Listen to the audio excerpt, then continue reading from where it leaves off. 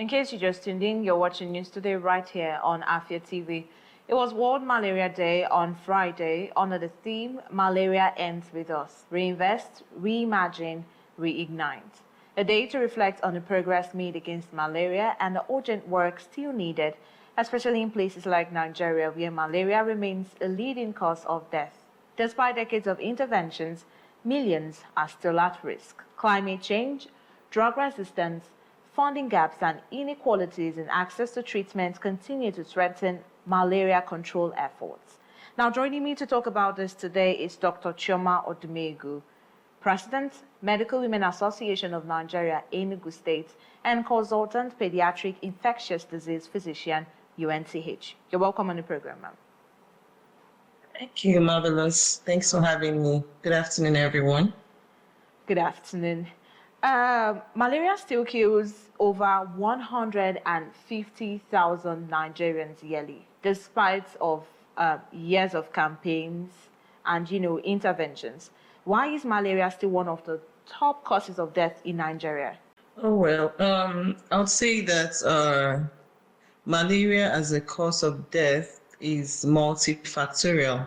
Okay. It's not just a one cause factor. It's a reflection of so many things. First of all, let me say we live in an environment, a tropical environment, where the weather itself allows for breeding of mosquitoes. We know that malaria is transmitted by the Anopheles female mosquito. So it needs an environment where it can thrive. And Nigeria, as a warm environment, is one of such that allows for mosquitoes to thrive. So our climate is a driving factor. Okay. The climate change is also a driving factor. Recall that there's been lots in the news about climate change and calls for better climate. So this global warming is also contributing to the rampant proliferation of mosquitoes. So that's talking about the vector. So that's why one of the approaches to controlling malaria is controlling the vector, which is the mosquito. Then again, our environment and development as a country is also because of the underdevelopment, or let me say developing country as we are called. How far developed is Nigeria? So lots of Nigerians still live in areas where they have water swarms, on clean drainages where you don't have good drainage systems, and those are thriving environments where these mosquitoes can breed, multiply, and then go on to transmit and the malaria infection. So we've talked about climate change. Then again, we've talked about our environment, clean environment. How clean is our environment? Water draining. And then, of course, there is the thing about resistance, okay? What we call malaria resistance. So the problem with the mosquito malaria itself becoming resistant to treatment. I was going to come to that, Dr. Chioma, because before we still use insecticides to kill mosquitoes, but it's looking like these mosquitoes are now stronger than these insecticides. And even malaria medicines do not work as they used to work. What's happening? Exactly. So resistance is another thing. And one of the things that breeds resistance is the misuse of medication. Recall that we've talked about on the program, we talked about misuse of antibiotics and misuse of medications generally. So anti-malarials are one of the drugs that are commonly misused. It's a drug of misuse. Once anybody has a headache, they walk over to the chemists, in quotes, and say, mix mogu, like we say it in Igbo parlance, mix medications for me. And once you have a fever and a headache, the first go-to medication is anti-malaria. Even if you tell your neighbor, oh, I have a little headache, or I'm feeling somewhere, say, have you taken malaria medicine? So malaria medicine is one of the commonly abused medication. And the rub-off of that abuse is resistance. Because people take the drugs in substandard doses, they take it for the wrong duration, the wrong dosing for age or for body weight because it's not prescribed. Most of the drugs that are gotten over the counter are not prescribed medications. So people working without a prescription, they get access to these drugs, they take them, even without doing what we call the test and treat. Because WHO recommends test and treat. You must test, find a malaria parasite, okay, before you go ahead to treat. But because people want to, because of the economy, that's why I say this is multifactorial.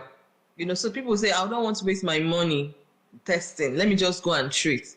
So that abuse of anti-malaria medication predisposes to malaria resistance because you expose the malaria parasites to substandard dosing, and before time they get used to it, so that when the person now has the full-blown malaria and you give the same medication, it wouldn't work. So those are one of the things that cause the resistance. We've been talking about people misusing malaria drugs, and this has been it's been prevailing in the society. What's the association doing about it? Well, advocacy, number one, just like what we're doing right now, advocacy. We keep advocating, and then we keep health campaigns, public health enlightenment, trying to let the populace know that this abuse bites us somehow. It might give you momentary relief, but in the long run, you are having medications that are now resistant. You now need stronger medication. You now need longer duration of treatment. You lose work hours because you are sick. You lose productivity because you are also sick. So in the long run, the benefits does not outweigh the risk involved.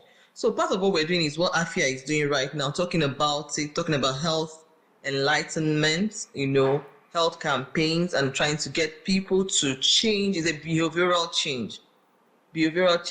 Seek a doctor, see a doctor when you are ill. Have your investigations done, have prescriptions made, and then get the right treatment for the right duration at the right dose.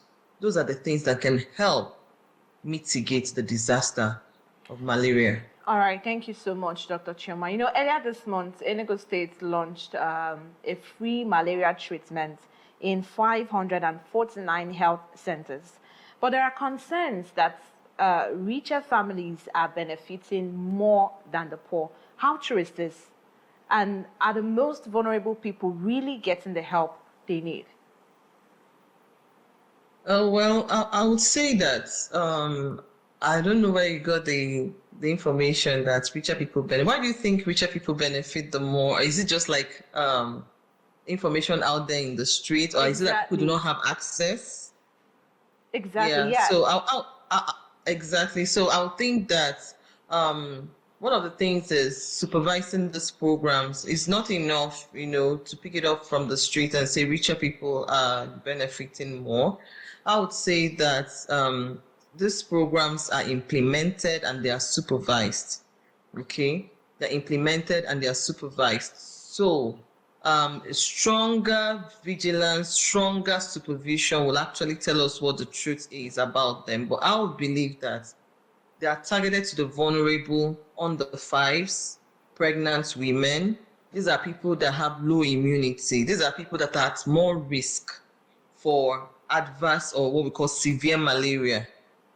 Okay, so programs are usually targeted to this population first before opening it up to the other population. And I believe that the implementers of the program go out all the way to ensure that this is done. So I won't just buy off the street what people say about these things without thorough investigation, because I know that programs that are implemented have implementers and they are strongly supervised to ensure that the outcome or the targeted goal is met. All right, before we go to vaccinations, how was this day celebrated on Friday here in Enugu State? Well, we celebrated, for Medical Women Association of Nigeria in Enugu State, we celebrated the World Malaria Day. We made posters, we created write-ups, and we disseminated them. We were on social media, spreading the news about the World Malaria Day, what we can do to curb the spread of malaria, to curb resistance to anti-malaria. So we engage different people, we engage in advocacy, we engage stakeholders, we engage the different local communities, and even the hospital community to, use this day again to talk about malaria, the menace of malaria, especially against the vulnerable group. All right, Dr. Chioma. Moving on to vaccinations. Nigeria started the Arrow 21 and Matrix M malaria vaccine program in December 2024. Are people actually getting vaccinated? There's this thing of people seeing vaccines as evil. Let me just say evil in the society. Nigerians have this mindset of, no, I can't take this vaccine. These people are trying to get into our bodies and put things that are not there to make us feel even more sicker than we are. So are people really getting vaccinated? I want to know from your end.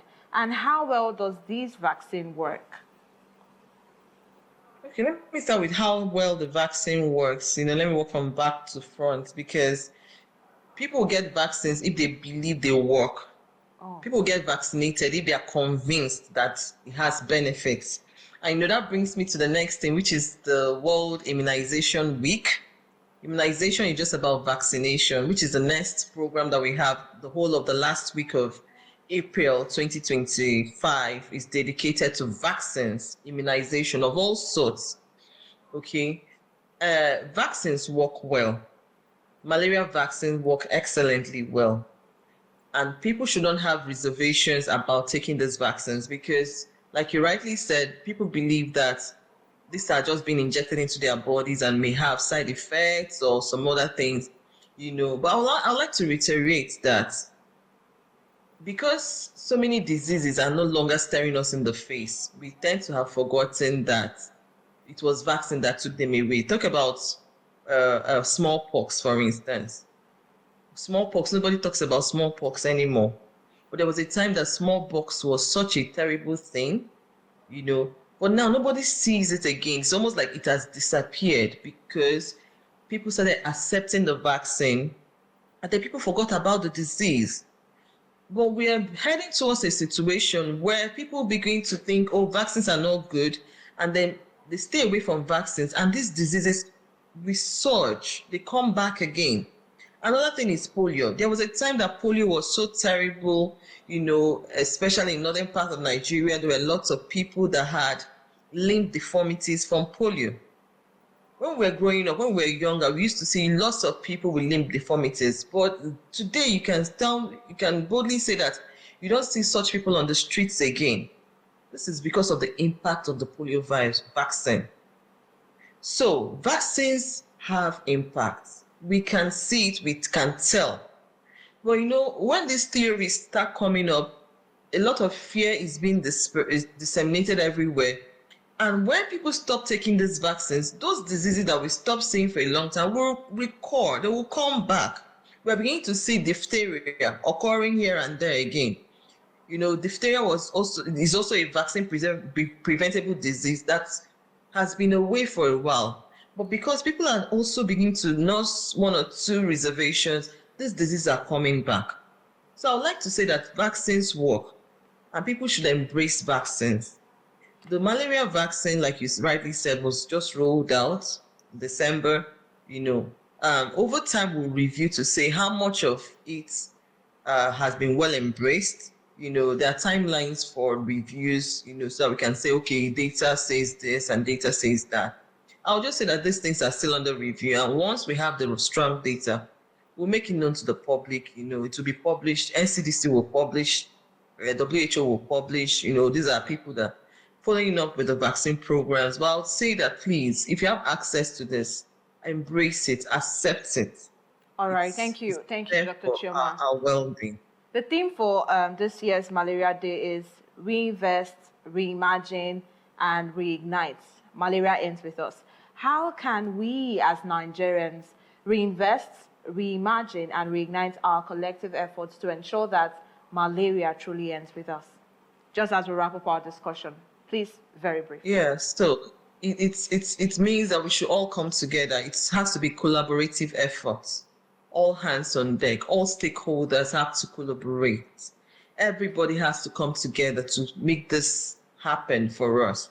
Remember, like we said in our introduction, malaria thrives in our own environment.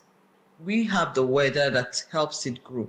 We are the developing country that have our challenges that makes this vector thrive in our environment. So we have to come together, keep our environment clean, make sure our drainages are.